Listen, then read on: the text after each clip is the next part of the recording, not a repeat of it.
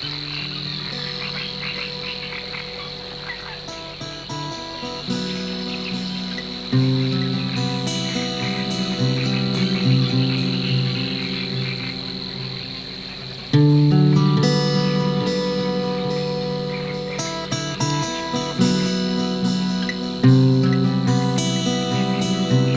marais de Hammiq appartient à une des dernières zones humides d'eau douce continentale de taille significative au Liban.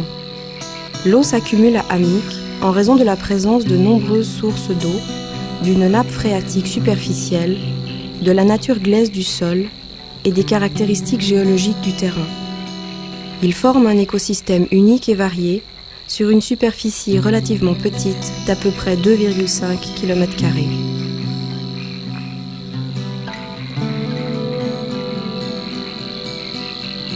Hammiq, qui se trouve dans la plaine fertile de la Bekaa Ouest, est situé sur un des tracés migratoires les plus importants au monde, avec des milliers d'oiseaux faisant usage du marécage comme point de repos pendant leur déplacement entre l'Europe de l'Est et l'Afrique. Le marais attire les 2/3 de l'avifaune nationale.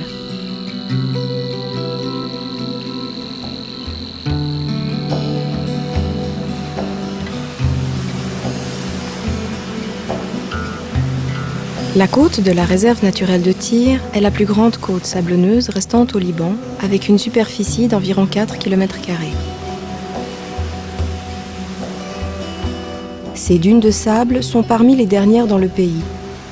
Elles bénéficient d'une variété d'écosystèmes due en grande partie à la formation des mares d'eau douce temporaires en hiver et en début de printemps, quand le niveau de la nappe phréatique devient superficiel. Elle a été déclarée réserve naturelle par la loi 708 en 1998.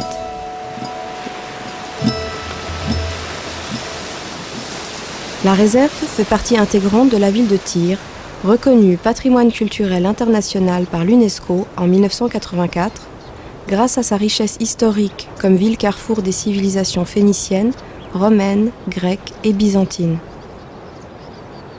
Elle se situe au sud de la ville de Tyr et fait partie des 7 réserves naturelles légalement protégées au Liban.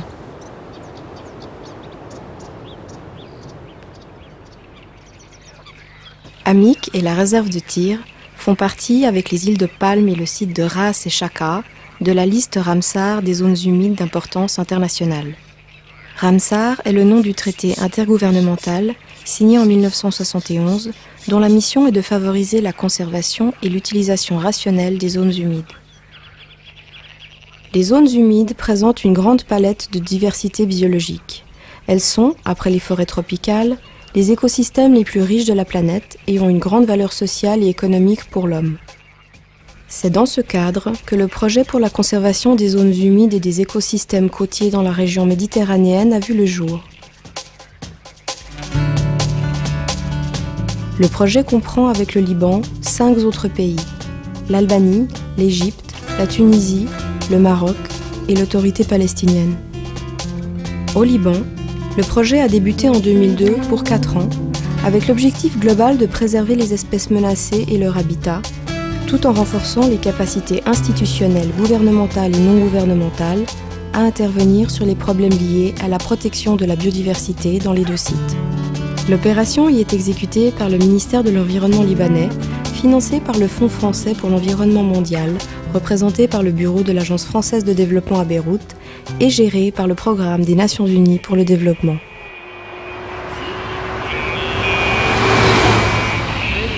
أنا بشتغل مرشد سياحة بيئية. اليوم معي جروب سواح بدي أروح أنا وياهم على مستنقع عميق لحتى نستكشف الطبيعة هوني. شاركت بورشة عمل عاملها مشروع حماية المناطق الرطبة بمنطقة عميق. قدرت من خلالها أتعلم تقنيات الإرشاد بالسياحة البيئية.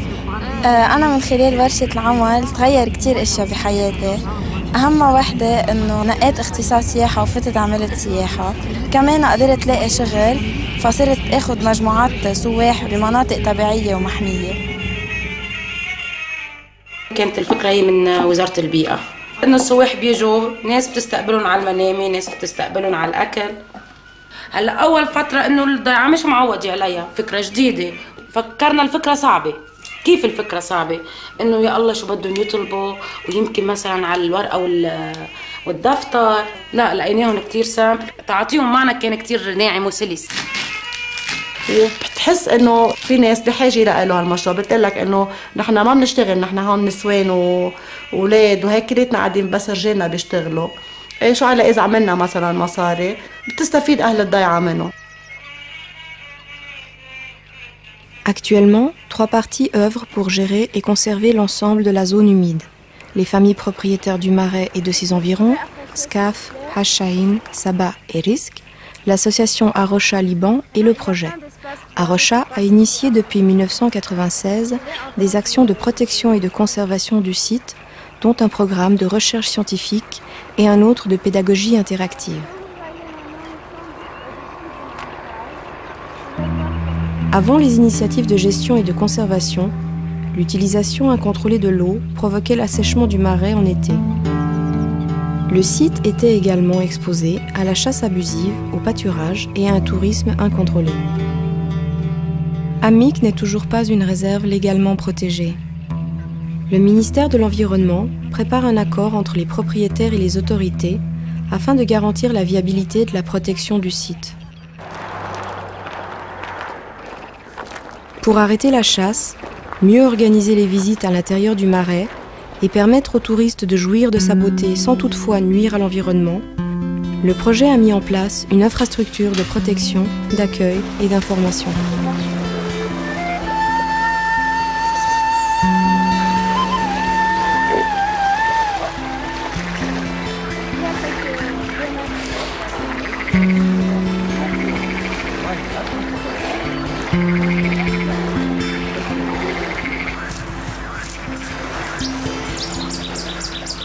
Grâce à la diversité naturelle du Marais et de ses environs, la variété de la faune et de la flore à Amik est parmi les plus importantes au Liban. Les mesures de protection à Amik ont déjà commencé à porter leurs fruits. Le Marais ne s'assèche plus complètement en été et le nombre d'oiseaux qui l'utilisent et s'y reproduisent tout au long de l'année ne cesse de croître.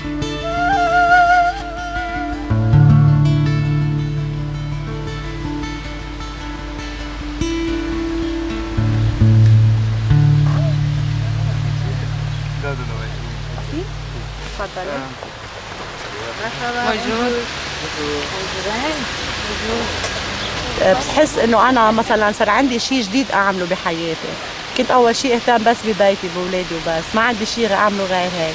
هلا صار عندي شيء جديد، صار يجي عندي ضيوف زياده، يعني صار عندي حركه، يعني واحد صار بيتسلى اكثر لا تاخذي بالكلمه انه بيطلع مصروفه.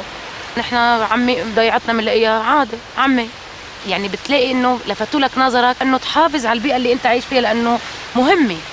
انا كنت امرق على المستنقع جورة مي، هلا بشوف لا هوديك الشجرات كبروا، العال المي انتلت، خايفه تطحوا الوردات انه تنبسط اذا هن كانوا في حاله جيده.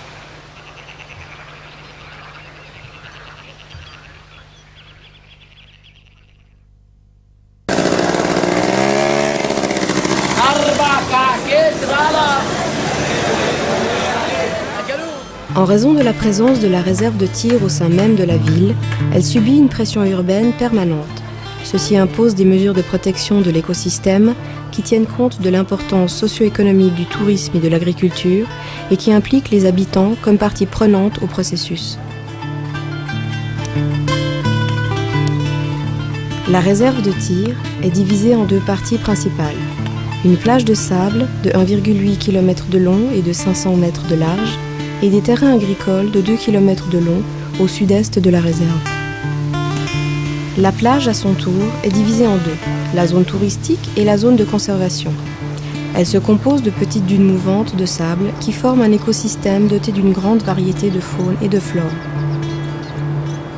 275 espèces de plantes y sont identifiées, dont certaines d'entre elles sont rares ou en danger d'extinction.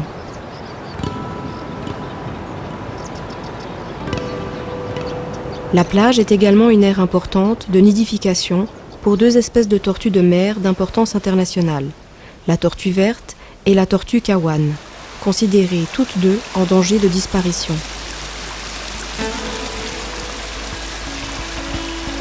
Dans la zone de conservation se trouvent des mares temporaires d'eau douce autour desquelles poussent des roseaux, où se réfugient et se nichent plusieurs espèces d'oiseaux.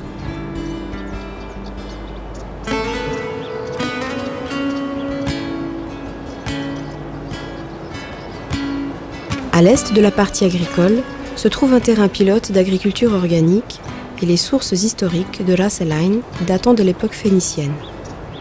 Pendant l'époque romaine, des aqueducs approvisionnaient la ville de Tyr par l'eau de ces sources.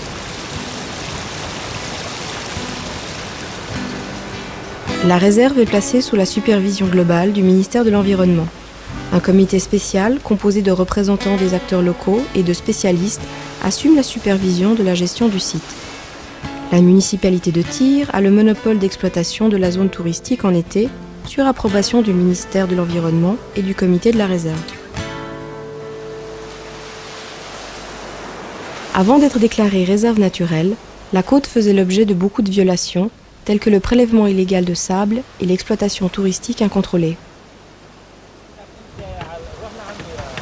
Le projet a élaboré un plan de gestion de la réserve, à partir duquel plusieurs activités de protection et de conservation ont été mises en place.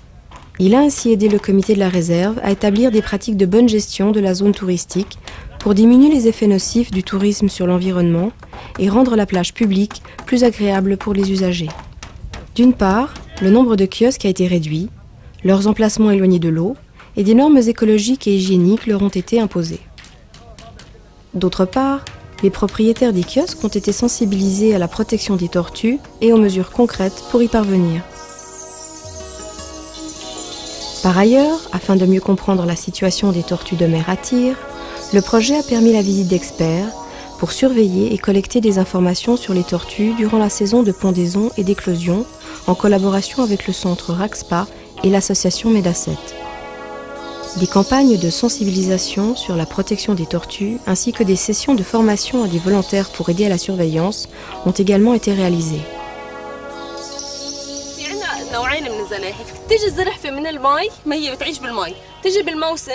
Pour diminuer l'impact négatif de la présence humaine sur l'écosystème, la zone de conservation a été délimitée. Une infrastructure d'accueil et d'information pour les visiteurs a été aménagée.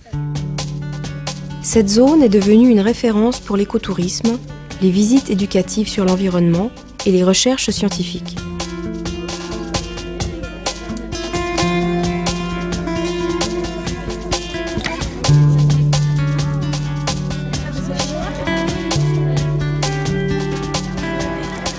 Des programmes de suivi pour le site de Hamik et la réserve de Tyr ont été mis en place afin de détecter les changements et mieux les gérer. Il s'agit de manuels pratiques dans lesquels toutes les informations biologiques, physiques et chimiques sont collectées et analysées pour orienter la gestion des sites. Le projet a élaboré des plans de gestion de 5 ans pour les sites de Hamik et de Tyr. Ces plans constituent un cadre pratique et scientifique pour la bonne gestion et la conservation. D'importantes étapes ont été franchies.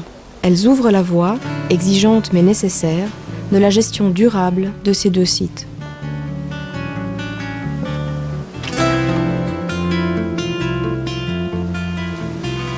Les réalisations faites à Tyr et Hamik font la preuve que la conservation de l'environnement est toujours possible, tant que la volonté existe et que l'homme comprend que son bien-être est intimement lié à celui de la nature.